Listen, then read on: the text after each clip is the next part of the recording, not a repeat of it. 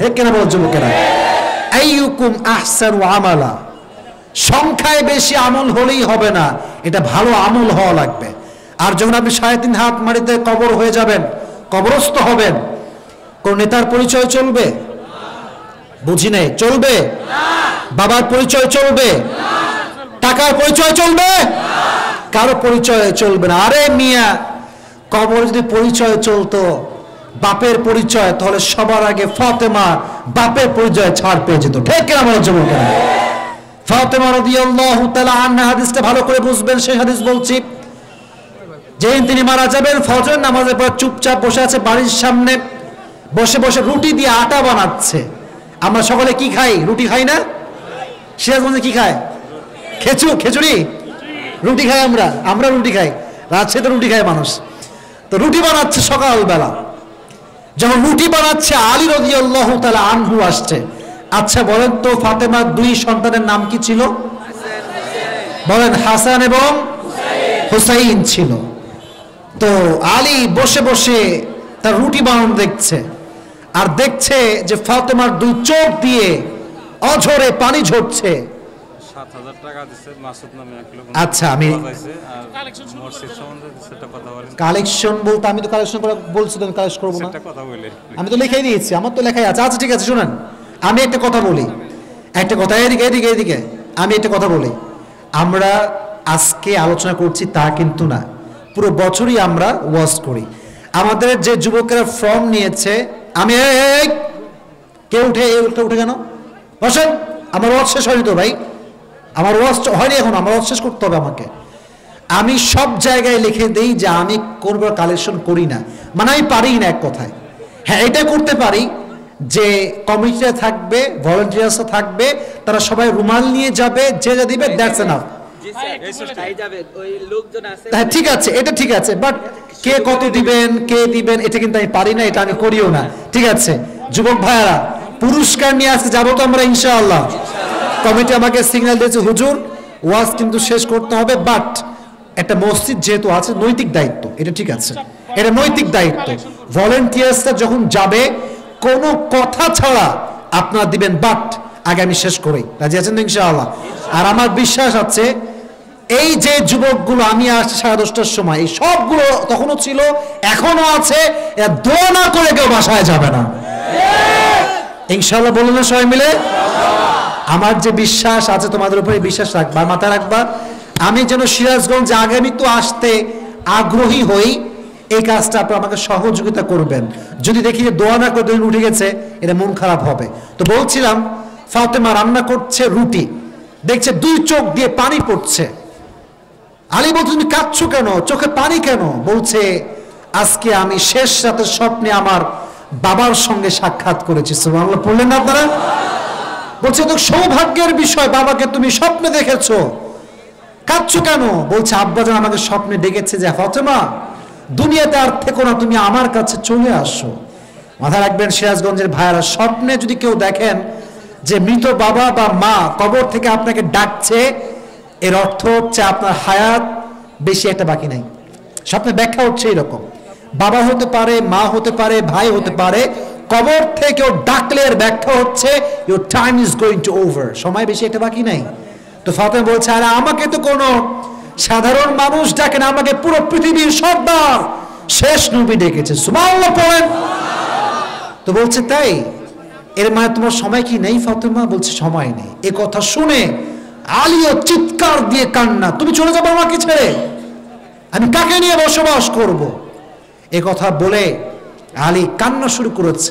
বলছে, খবরদার কান্না করবে না, চুপচাপ থাকো, তোমাকে আমি 3টা ওসিয়ত করে মরবো। এই 3টা ওসিয়ত যে বলবে সে কিন্তু পাস। কয়টা ওসিয়ত? বলো বলো বলো, আরো জোরে, কয়টা? 1, আমি মারা যাওয়ার পরে আমাকে মাফ করে দিবা, 1 নাম্বার। 2 নাম্বার, আমি, মেয়েরা দেখবেন, অনেক মেয়েরা এখানে আছে, অনেক মেয়ে দেখবেন স্বামীর সব সহ্য করতে পারে, 2য় বিয়ে সহ্য করতে পারে না। কথা ঠিক আছে যুবক ভাইয়েরা? সব সহ্য করবে, স্বামী যদি 2টা বিয়ে করে ঝাঁটা দিয়ে পিটাইবে। তো এদিকে দেখেন, ফাতেমা বলছে, আলী তোমার যাকে মন চায় তাকে বিয়ে করো, বাট একটা শর্ত, সেই মেয়ে যেন আমার 2 সন্তান হাসান এবং হোসেন কোনো কষ্ট না দেয়। সুবহানাল্লাহ পড়েন। বলছে ঠিক আছে যাও, 2 নম্বর শর্ত মানলাম। 3 নম্বরটা কি বলছে, আমি যখন মারা যাব নেব তুলে নাও সমস্যা নেই, আমরা হাদিসটা বলেই আবার পুরস্কার দেব। বলছে আমার মৃত্যুর পরে একটা বিষয় মাথা রাখবা, আমার যে লাশ, এই লাশ কেউ দেখবে না, তুমি আমার লাশ দাফন করবে, তুমি হবে জানাজার ইমাম, আর মুসল্লি হবে 2 জন, এক হচ্ছে হাসান আর এক হচ্ছে হাসান আর এক হচ্ছে এই 2 জন হবে মুসল্লি, তুমি হবে ইমাম। বলছে ঠিক আছে যাও, বাট তুমি তো এই ওসিয়তটা ঠিক করলা না, তুমি নবীজির একমাত্র কলিজার টুকরা মেয়ে, তোমার জানাজায় লোক আসবে না, এটা কেমনে হতে পারে, আমাকে অনুমতি দাও, আমি সবাইকে ডাকবো। ফাতেমা ডাক দিয়ে বলছে, মহিলা প্যানেলে যারা আছেন দায়িত্বে তারাও নেমে পড়বেন, আমরা এই হাদিসে বলেই একজন করে যায়, কেউ যাবে না, কেউ উঠলে আমি বসাবো, খবরদার কেউ ডান বাম হবেন না, হাদিসটা শেষের দিকে আছে। বলছে আমি এই ওসিয়ত কেন করলাম, এর কারণ হচ্ছে আমার মৃত্যুর পরে কেউ যদি আমার লাশ দেখতে আসে, আমার দেহের ভাঁজ বোঝা যাবে যে আমি মোটা না চিকন। আমার এই পুরো জীবনে আমার হাতের একটা চামড়া পর্যন্ত কোন পুরুষ দেখতে পায়নি। সুবহানাল্লাহ বলেন। ফাতেমার চামড়া কেউ দেখে নাই। আর আজকালকার মেয়েরা টিকটক করে এবং দেহের উলঙ্গ ভিডিও টিকটকে রেখে দেয়, ঠিক কিনা বলেন? কোথায় ফাতেমা, কোথায় আজকের যুগের মেয়ে? এবং অনেক মেয়ে দেখবেন টিকটক করে শুধুমাত্র যুবকদের যৌবনকে নষ্ট করবার জন্য, সস্তা কয়েকটা ফলোয়ার পায় আর কিচ্ছু পায় না। আর বন্ধুকে বলুন, আমার মাথায় রাখবেন, টিকটক করছেন, উল্টা পাল্টা ভিডিও, আপনি কিন্তু একদিন মরবেন, আপনি মরবেন, বাট আপনার ভিডিও কিন্তু টিকটকে থেকে যাবে, আপনি কবরে যাবেন, আপনার কবরে আপনার জেনার শাস্তি হবে, ঠিক কিনা বলো যুবকেরা? খবরদার কাউকে ডাকবা না, আমি শেষ হয়ে যাব কাউকে ডাকলে। তুমি হবা ইমাম, হাসান এবং হোসেন হবে তার মুসল্লি। তাই হলো। একটা কথা বলেন তো, এদিকে তাকান, একটা খাটিয়াতে কয়টা পা থাকে? মুরব্বীরা বলেন না কয়টা? 4টা থাকে। এক হচ্ছে আলী ধরেছে, আর একটা হাসান, আর একটা হুসাইন, আর একটা পা খালি, ধরার মতো কেউ নয়। কে ধরবে? আলীর চোখে পানি যে আমার স্ত্রী মারা গেল, লাশটা ধরবে এমন কোন লোক কি নাই? বা ডাকতে পারছেন, ডাকলে তো ওসিয়ত ভেঙে যাবে। কারণ তিনি বলছেন আমার জানাজায় কেউ আসবে না আমার সন্তান, আমার স্বামী ছাড়া। হঠাৎ করে দেখছে দূর থেকে একজন সাহাবী, তার নাম হচ্ছে আবু যর গেফারি, দৌড়ে দৌড়ে দৌড়ে আলীর দিকে আসছে। আলী তো টেনশন, আরে যদি বলে আলী মান হাদিহিল মাইয়িত, লাশটা কার, আমি কি জবাব দিব? জবাব দিলে তো ওসিয়ত ভেঙে যাবে। আবু যর গেফারি দৌড় দিয়ে আসছে, এসে কাঁধের পা ধরে বলছে, আলী লা তাহজান, টেনশন করবে না, আমি তো নিজের ইচ্ছায় আসি নাই, আমার আল্লাহ আমাকে তোমার কাছে পাঠিয়ে দিয়েছে, আমি তো আল্লাহর পক্ষ থেকে এসেছি, টেনশন নাই, আমি তোমার সঙ্গে আছি। 4টা পা, 4টা কাঁধ আল্লাহ তার রহমত দ্বারা ভরপুর করে দিলেন। সুবহানাল্লাহ পড়েন। এবার আসেন মূল মেসেজে। যখন লাশ নিয়ে যাচ্ছে, যখন দাফন করবে, লাশ কবরে নামাবে, আবু যর গেফারি ভাবছে এটা কার লাশ? মন থেকে জবাব আসছে, হাদিহিল মারআ সাইয়্যিদাতু নিসাই আহলিল জান্নাহ। আরে এটা তো সেই মেয়ে, যেই মেয়ে জান্নাতের সমস্ত নারীদের সর্দারিনী হবে। জোরে সোরে সুবহানাল্লাহ পড়লেন না? এই মেয়েটা কে? জবাব আসছে, এই মেয়ে তো সেই মেয়ে উম্মুল হাসানাইন ওয়াল হাসান ওয়াল হুসাইন সাইয়্যিদা শাবাবি আহলিল জান্নাহ। আর এই মেয়ে তো জান্নাতের সমস্ত যুবকদের সর্দার, হাসান এবং হুসাইনের মা। সুবহানাল্লাহ। এই কথা মাথায় আসার সঙ্গে সঙ্গে এই বুকটা গৌরবে ফুলে গেছে।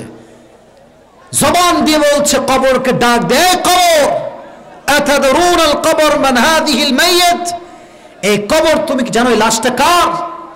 এটা নবীর একমাত্র কলিজার টুকরা মেয়ের লাশ, এটা হাসান এবং হোসাইনের মায়ের লাশ। খবরদার খারাপ ব্যবহার যেন না হয়। সঙ্গে সঙ্গে কবরের জবানটা আল্লাহ খুলে দিয়েছে।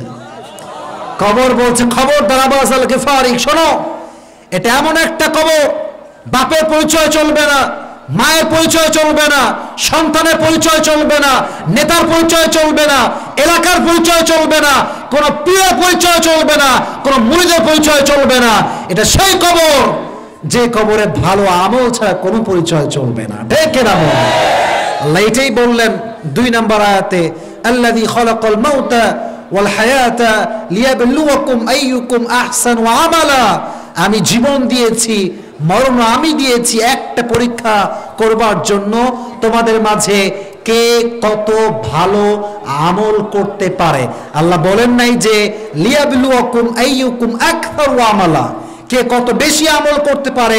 আল্লাহ didn't mention that. Allah has mentioned in this ayah যে কে কত ভালো আমল করতে পারে। তাহলে বেশি আমল এবং ভালো আমলের মাঝে পার্থক্য আছে না নাই? বলেন না কেন, আছে না নাই? তাহলে আমাদের টার্গেট হবে বেশি আমল নয়, ভালো আমল। আল্লাহ আমাদের সবাইকে কথাটা বোঝার তৌফিক দান করুন। সকলে পড়া আমিন। এবার আমার দিকে তাকান, আমি যেটা বলছি ভালো করে শুনবেন। যে সূরা তাফসীর করেছি, সূরাটার নামটা কি? কোন সমস্যা? পোকা পড়ছে। আচ্ছা, সূরাটার নাম কি? মুলক। কত নাম্বার সূরা?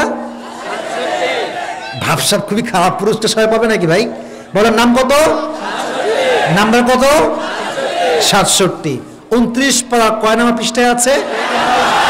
1 নাম্বার পৃষ্ঠায় আছে। সূরাটা কি মাদানী না মাক্কি? মাক্কি। মাশাআল্লাহ। এই সূরার সেন্ট্রাল থিম হচ্ছে, প্রথমে বলেছিলাম আল্লাহর ক্ষমতা। কি বলেছিলাম? আল্লাহর ক্ষমতা। 2 বলেছিলাম আল্লাহ নাস্তিকদেরকে ডোজ দিয়েছেন। বাট এইটা বলার আগে বলেছিলাম 2 নাম্বার বিষয়, যেটা হচ্ছে এই সূরার ফজিলত হচ্ছে যে ব্যক্তি এই সূরা পড়ে ঘুমাবে, তার ঘুমের মধ্যে যদি মৃত্যু হয়ে যায়, তার কবরের আযাবকে মাফ করে দিবে একজন। আওয়াজ দিয়ে বলেন তো তিনি কে? নাম্বার 1 ফজিলত। 2 নাম্বার ফজিলত হচ্ছে এই সূরা যে রাতের বেলা তেলাওয়াত করে ঘুমাবে, কিয়ামতের দিন এই সূরা তার জন্য আল্লাহর সঙ্গে ঝগড়া করবে। সুবহানাল্লাহ পড়লেন না সবাই?